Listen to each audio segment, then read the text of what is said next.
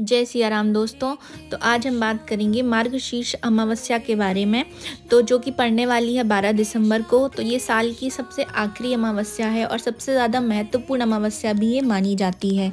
तो आइए जानते हैं कि इस दिन हमें क्या क्या करना चाहिए, कैसे पितरों को आप खुश कर सकते हैं, पूजा विधि क्या क्या रहेगी, आप शनि दोषों से मुक्ति के लिए क्या क्या कर सकते हैं। तो ये सब जानेंगे हम आज की वीडियो में। सनातन धर्म में अमावस्या और पूर्णिमा तिथि का विशेष महत्व बताया गया है। इस दिन पूजा, जप, तप और दान करने का विधान है। साथ ही अमावस्या और पूर्णिमा के दिन गंगा स्नान भी किया जाता है।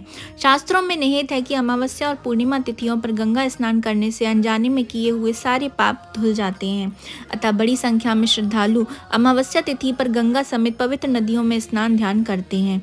इसके पश्चात विधि विधान से भगवान विष्णु की पूजा भी की जाती है। धार्मिक मान्यता के अनुसार अमावस्या तिथि पर पूजा, जप, तप और दान करने से अमोघ फल की प्राप्ति होती है। साथ ही घर में सुख, समृद्धि और खुशहाली भी बनी रहती है।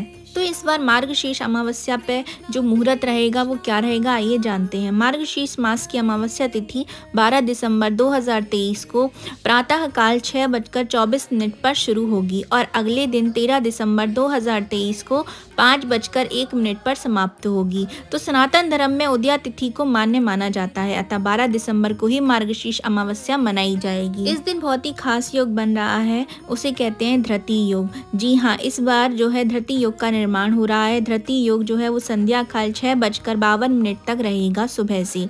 इस योग में भगवान विष्णु की पूजा करने से अक्षय फल की प्राप्ति होती है और अक्षय का मतलब होता है जिस फल का कभी क्षय नहीं होगा, उसको हम अक्षय फल कहा जाता है। आइए अब जानते हैं कि इस दिन आपको पूजा विधि किस प्रकार करनी है। तो मार्गशीर्ष अमावस्या के दिन आपको ब्रह्म मुहूर्त में उठना है और भगवान विष्णु को प्रणाम कर दिन की शुरुआत करनी है। दैनिक कार्यों से निवृत्त होने के बाद गंगा जल युक्त पानी से आप स्नान करें। अगर आपके पास सुविधा है तो आप किसी पवित्र नदी या गंगा नदी में स्नान करें। इसके बाद आप सूर्य देव को अर्घ्य दें, साथ ही तिलांजलि भी दें। तिलांजलि देते हैं हथेली में तिल रखकर बहती हुई जलधारा में प्रवाहित करें। इसको ही तिलांजलि कहा जाता है। इस प्रकार भी नदी में दे सकते हैं। इसके बाद आप पंचोपचार कर विधि विधान से भगवान विष्णु की पूजा करें। इस समय विष्णु चालीसा का पाठ करें। विष्णु सहस्त्र नाम का पाठ भी आप कर सकते हैं। साथ ही विष्णु स्तोत्र और मंत्र का भी जाप आप कर सकते हैं। अंत में आप भगवान विष्णु की आरती उतारें, उनसे सुख, समृद्धि और धन वृद्धि की कामना करें।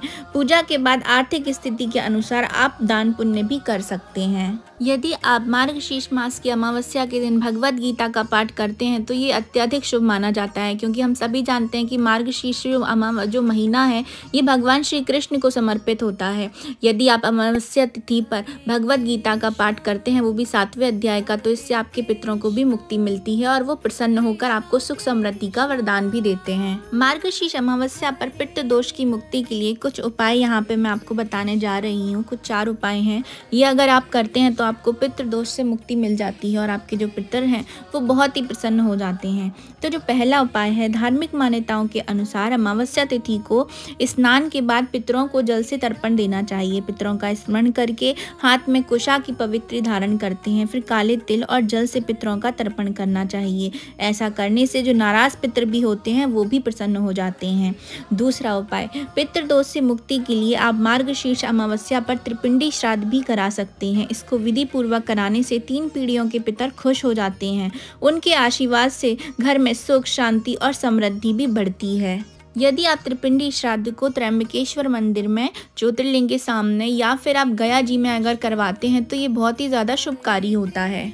तीसरा उपाय, मार्गशीर्ष अमावस्या के दिन आप पितरों को प्रसन्न करने के लिए पंचबली कर्म भी कर सकते हैं।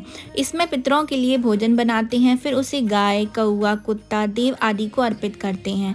धार्मिक मान्यताओं के अनुसार पंचबली कर्म करने से भोजन पितरों को प्राप्त होता है। इससे पितर खुश होकर अपने वंश को वृद्धि का आशीर्वाद देते हैं, सुख समृद्धि का आशीर्वाद देते हैं। चौथा और आखिरी उपाय, मार्गशीर्ष अमावस्या को स्नान करने के बाद पितरों के देवता, जिनको अर्यमा कहा जाता है, उनकी पूजा की जाती है।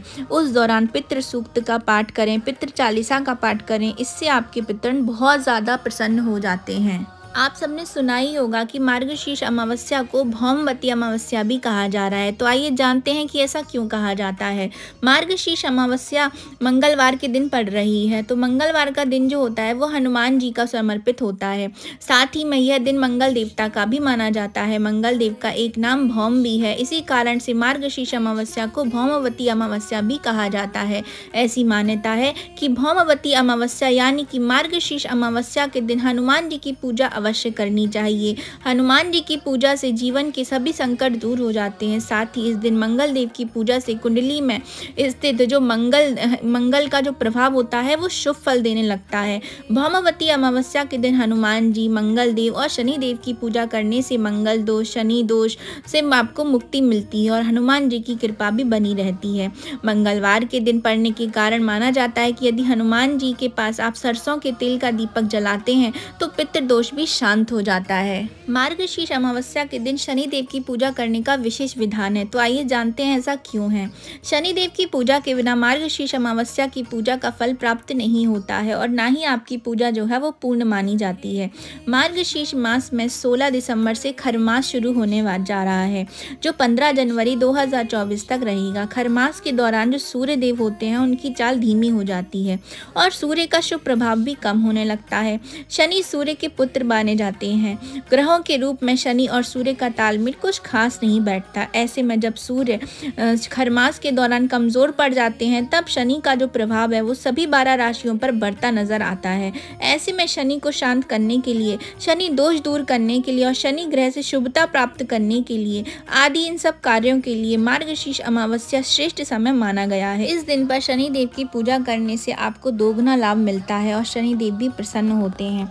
शास्त्रों के अनुसार मार्गशीर्ष मास की अमावस्या के दिन शनि देव की पूजा करना चाहिए और शनि देव को सरसों के तेल, जो सरसों का तेल है वो उनको अर्पित करना चाहिए। साथ ही सरसों के तेल का आप दीपक भी जला सकते हैं। इसके अलावा आप शनि देव का जो दशरथ कृत स्तोत्र होता है उससे भी शनिदेव बहुत अधिक प्रसन्न होते हैं।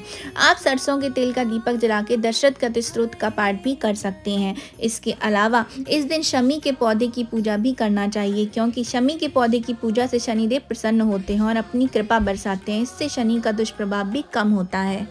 तो ये थी मेरी छोटी सी जानकारी मार्गशीर्ष अमावस्या को लेकर। इस दिन आपको पूजा, तर्पण, शनिदेव की पूजा, मंगल देव की पूजा, हनुमान जी की पूजा क्यों करना चाहिए, ये भी मैंने आपको इस वीडियो में बताया है। आपको कैसा लगा कमेंट बॉक्स में ज़रूर बताएं। तो अभी मैं आपसे लेती हूँ विदा। जय सिया राम।